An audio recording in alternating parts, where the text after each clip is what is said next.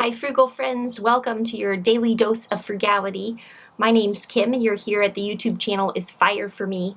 We are reading 365 Ways to Live Cheap by Trent Ham, and we're in the groceries and supplies section of this book. And we've covered some pretty good stuff so far. Let's just do a quick recap.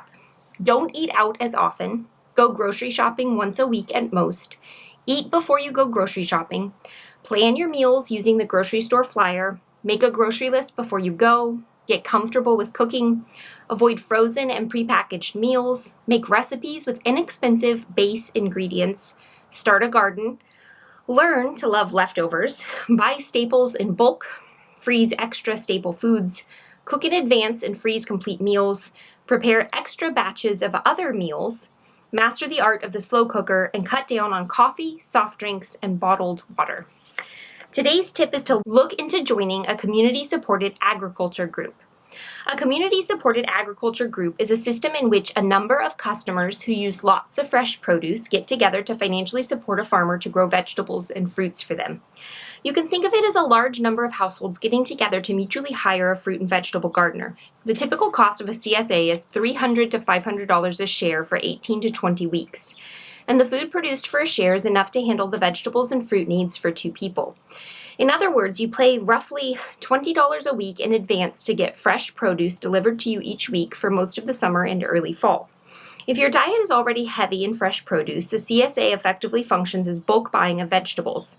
They're substantially cheaper than buying the same quantity of fruits and vegetables at the store, plus the produce is much, much fresher, as it's grown locally and is usually just a day or 2 from being in the ground when it arrives at your door.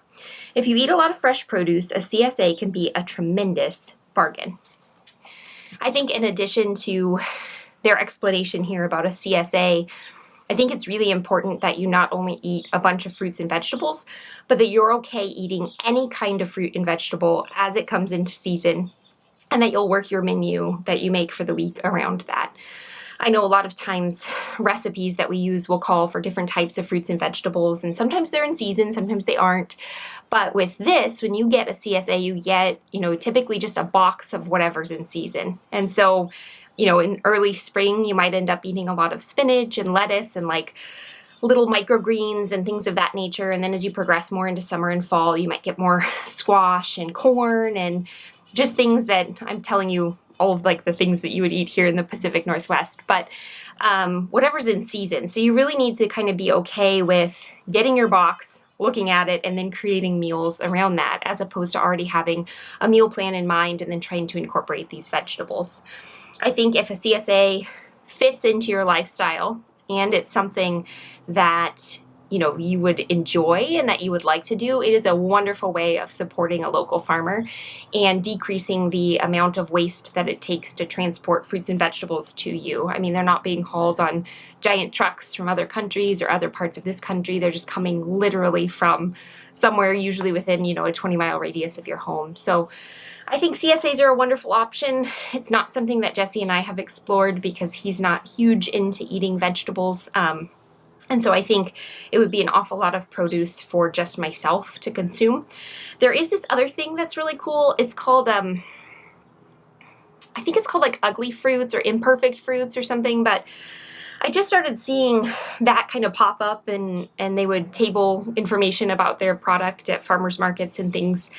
But if you're in a city, a lot of times you can get a really screaming deal on imperfect looking fruits and vegetables, and they get delivered to you a lot like a CSA. It comes in a box and, it's a funky looking orange or maybe a potato with like a few more eyes than you expected or something. So that could be a really good option too, depending on where you live. All right, I will see you back here tomorrow for another daily dose of frugality. Thank you for tuning in.